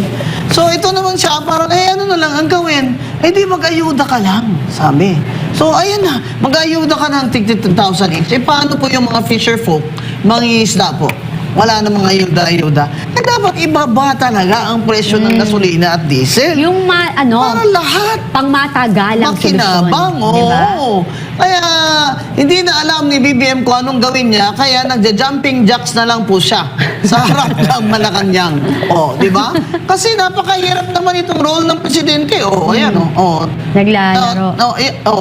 Ano yan, folk dance? May chismis ako, Atty. Rowena. Meron. Alam niyo ba kung bakit daang-daang bilyon ang intelligence fund doon sa Office of the President? Kasi akala ni BBM, dahil wala siyang intelligence, akala niya, kailangan natin taasan yung intelligence natin sa pamamagitan ng pagbili ng intelligence, kaya malaki ang intelligence fund niya. Akala niya tatalino siya. Hindi po. Ang intelligence fund, sir, ay para sa pag-imbestiga ng mga kalaban ng Estado para hindi isupplement yung kakalungan mo sa pag-iisip. Kalong. Anong kalong? Kakulangan. Akala ko kalong. Kasi sa amin yung kalong, yung walaman ba? Pareho rin. Eto nga, Mama Bing, nabalitaan mo niyo ba ang nananawagan si Senate President Pro Tempore na si Panfilo Lacson nitong Martes sa kanyang kasamahan na pirmahan ang partial report ng Senate Blue Ribbon Committee. Ang tagal na niya na. Kaugnay ng kontrobersya sa flood control na sa ngayon ay 4 pa lamang ang lumalagda. Bukod kay Lacson, si Narisa Ontiveros, Bam Aquino at Kiko Pangilinan pa lamang ang pumirma. Ayon kay Lacson, kailangan niya ng 9 na lagda. Naku, ang hirap niyang makuha yun ha. Iyon ang hinihiling, etong sinabi niya kasi. Sabi niya, iyon ang hinihiling ko sa aking mga kasamahan. Alam mo, ipirma lang naman ang Senator Lacson, sa isa. pag hindi sila pumirma dyan, sasabihin mo sa kanila, pag hindi kayo pumirma, magre-resign ako sa Senate Blue Ribbon. Insulto niyo ako dapat yun ang sasabihin mo sa kanila, Mr. Chair of the Senate Blue Ribbon. Bakit 4 lang ang pumipirma? Ibig sabihin, wala silang konfiansa sa iyo. They have no confidence in you and the truth of your report. Kasi yun pong inyong report, wala naman po kasi katotohanan yun. Hindi naman yung sinasabi doon na mananagot dapat ang speaker. Dapat mga ganun ba? Yung big fish ba? Malalaking isda. Kaya ayaw pong pumirma ni Loren Legarda. Sino pa ba? JB Ercito. Abay, kiss of death naman po yun pag pinirmahan nila yun, tapos galit na naman ng mga tao. Yung minority report ni Senator Marcoleta, kamusta naman po, Senator Lacson? Pwede na po ba yung pirmahan din yun? Sabi niya nga rin na pwede naman daw mag-interpolate at mag-amend ang mga senador kung may nais silang baguhin kahit hindi na sila maglagay ng komento. Sinabi rin niya na kung kulang ang pirma, Mama Bing, hindi niya ito maipapasa sa plenaryo at hindi ito mapagdedebatehan. Ano ngayon? Bakit? Mamamatay ba ang Senado kung hindi mo yan ilalagay sa plenary? Ibig sabihin lang dyan according to the rules of the Senate, it's just a piece of paper. Di ba? Attorney Respicio. Tama yan, Senator Ping Lacson. Balik ka kasi sa dating gawi. Hindi mo yan makukuha sa pangungumbinsi. Ibalik mo yung mali-maleta kasing bayad sa kanila. Tignan mo, mag-deliver ka ulit ng mali-maleta. Automatic, pirmado yan. Aray, ang dami. Uy, ang ganda ng malita, Gusto ko yung green. Yung green ba? Yun. Gusto ko yung malita na green, Allah. Ang tanong dyan, Mama Bing, may political will ba si Panfilo Lacson or pabida lang? Kasi natatandaan nyo, Vice Mayor, nung nakaraan, before election, siya ang nagsasalita. Meron daw siyang alam na 60 plus na congressman na kasangkot sa flood control. Hanggang ngayon, hindi lumabas yung pangalan. Bakit hindi na lang kaya ganito, Senator Ping Lacson? ilabas nyo na yung report na yan sa publiko. Exactly. Para tingnan namin kung yan ba ay tama lang na pirmahan ng aming mga senador. Kasi sa ibang bansa, pwede kaming tumawag o sumulat sa aming senador na kami po naniniwagan na pirmahan nyo na po yung ganyang report. Ilabas nyo po para dito natin pag-usapan bago dun sa plenary. Kasi sinasabi ng tao, hukus-pukus, Senator Lacson. Alam mo dati, Vice Mayor, akala ko magpapresidente ito si Ping Lacson eh. Di ba gusto mo rin siya dati? Gusto ko rin siya dati. Kasi ano siya, artistic siya. Parang, saka wala siyang pork barrel. Wala siyang pork barrel. Parang matino ba? Sabi mo, matindig, Atty. Rowena Ganson, pero Pinky ang tawag sa kanya eh. Hindi, Miriam Santiago. Okay. At ng mga tao ngayon, dahil doon, naging Pinky Lacson na rin ang bansag ni Senator Panfilo Lacson. Dahil po sa kanya kasing pag-ganon-ganon. Alam niyo ito sa Amerikano, itong daliri na ito, it's called a pinky. Yan. Kung ganon-ganon, ganon-ganon, kaya tinatawag na siguro na pinky. Pinky little baby. Ewan yun. Sa mga bata nga, pinky promise, di ba? Yung mga bata pa nag-promise, may pinky promise, ganyan. So, ilabas nyo po, Senator, ang inyong draft report. Public. To the public. Tama yun, Mama Bing. Kasi, total, ang bumoto naman sa inyo ay ang sambayan ng Pilipino bilang senador. So, pwede nyo yung i-report Alam nyo, mismo. wala na masyadong accountability to Senator Lacson kasi sabi niya na magre-retire siya. Oo. Isa rin yan no? Sayang, no? Sabi ko nga noon, akala ko magpresidente ito eh. Pero ako, ang tingin ko talaga, lahat ng nangyayari, diversion lang para hindi pag-usapan tong flood control at nakawan na to, na trilyon na flood control project. Flood control pa lang yan, Maharlika Fund, saan napunta? Yung gintong benenta natin, saan napunta? PDIC ba yun? 20 tons of gold. Diba? So, there are so many things that we can talk about, mga kababayan. Pero, paulit-ulit. Before pa last year, sinabi ko na marami silang ilalabas na pang-divert sa atin. Lumabas na yung mga artistang eskandalo. Lumabas na yung mga kung anong sakit, mga fake na mga picture nila. Every time na may lalabas na witness against sa nakawan sa Kaban ng Bayan, may puputok na mangyayari sa side para ma-divert tayo. Kaya Ombudsman Remulla, I dare you! Ikulong mo. Ilabas mo na yung plunder charge mo sa pinsan ng presidente at pag-arrest sa kanya ay ikaw mismo ang sumama sa arresting officer at baka dyan pa ako ay talagang sasaludo sa iyo. Tapos sir, sinabi ko na yun noon ibigay nyo na sa amin ang ulo ni Martin Romualdez para sige hindi ko na lang pag-uusapan si BBM sa mga maleta na yan. Ibigay nyo na ang ulo niya ni Martin Romualdez sa amin dahil yun naman talaga ang gusto ng taong bayan. Ngayon, pag inabsuelto mo yan si Martin Romualdez, Ombudsman Remulla, ay talagang wala na. You will go down in history. As in, you will just go down. Kaya, ikulong mo na yan, sir. Kahit yan lang man ang legacy mo sa amin, na ipakulong mo yan. Alam nyo ba, Atty. Rowena Ganson, bakit ang lechon baboy ay nakabuka ang bibig? Ikaw ba naman ang tuhugin sa puwet? Akala ko dahil lalagyan naman sa anas. Ay na ba, ang grade ko sa'yo, Secretary John Vic Remulla, mag-uubad topless si Vice Mayor Espicio sa labas ng bahay niya o bahay ng lola niya.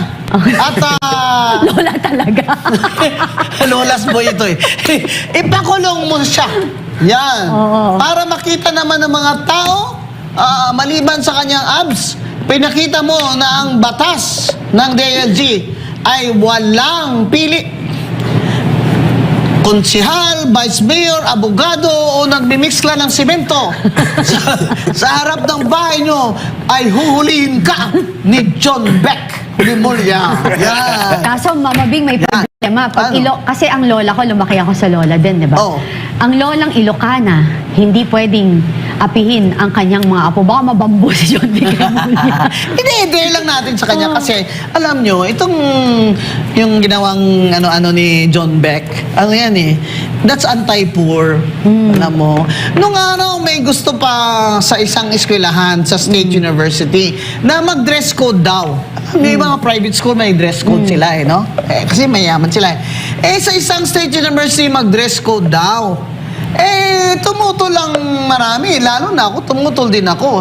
Kung ang short pants lang at rubber slippers ang kaya ng bata, bakit mo siya ipaglulong pants? Wala nga siya ibili. Ano ba problema nyo? Meron kaming mga nagsushort pants dyan at rubber slippers na summa cum laude sa mathematics. Yan sa UP.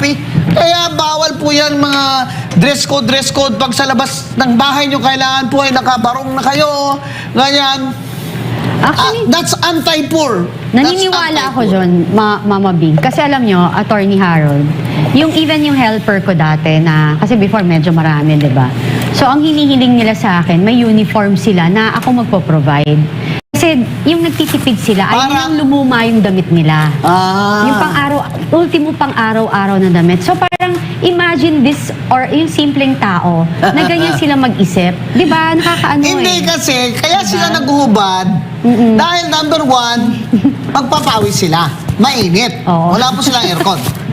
Number two, mahal na po ang laundry detergent.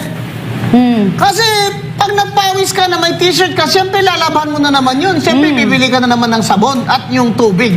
Kaya po ganyan ang mahihirap. Yan po ang kanilang dress code. Kaya po ako, Attorney Rowena Guanzon, nagtitipid ako sa sabon. Hindi na nga ako nag-underwear eh. Para mabawasan ako ng lalaban. Akala ko, hindi ka na lang naglalaba eh. Ganun-ganun na lang ba?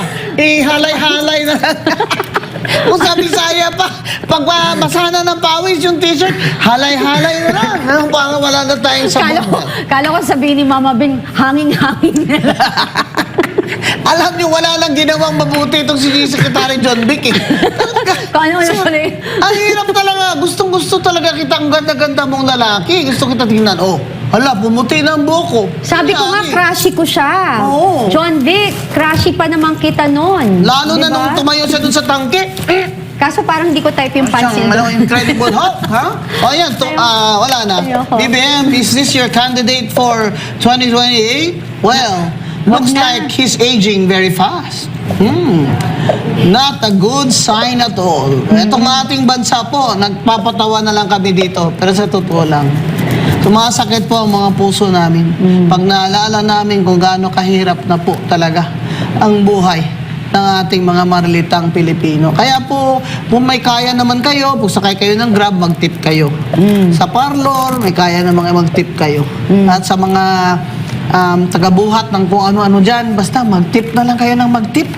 Kasi yung 50 pesos po, 1 kilong bigas pa din yan sa inyong tip lamang. At wala na po talaga tayong... Ang feeling ko ba, Attorney Respicio, ay yung frustration level ng Pilipino ay nasa 8 na out of 10. Kasi parang wala na siyang babalingan eh.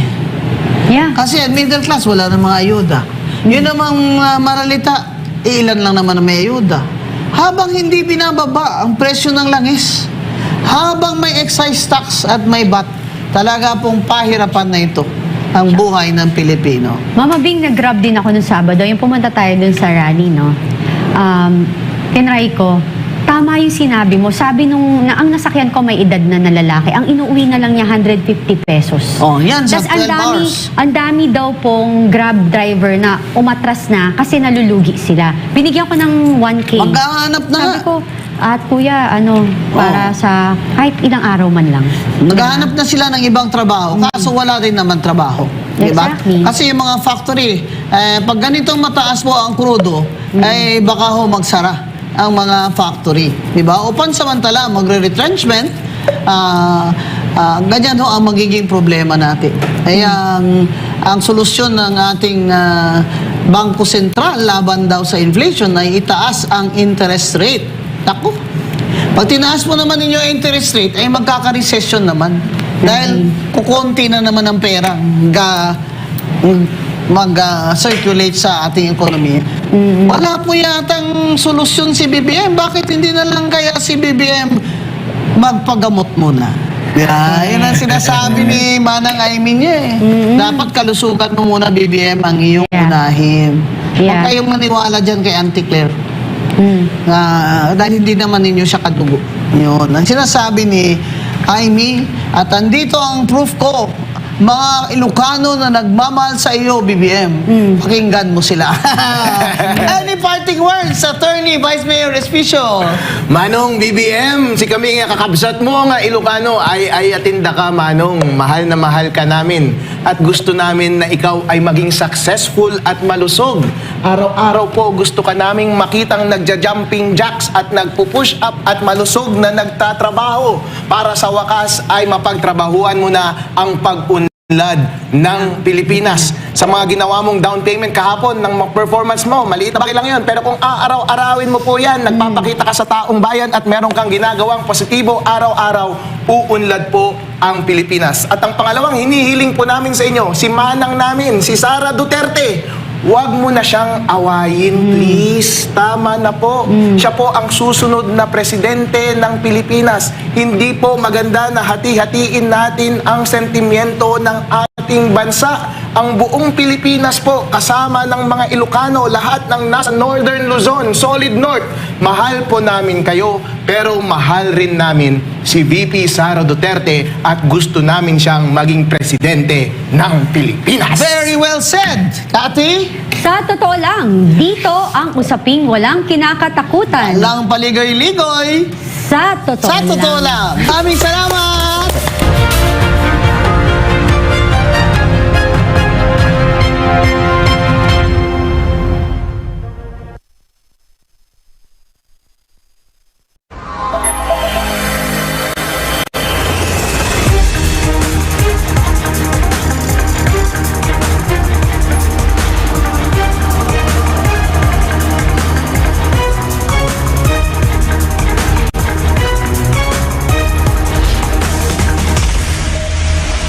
This is SMNI News Channel. Truth that matters.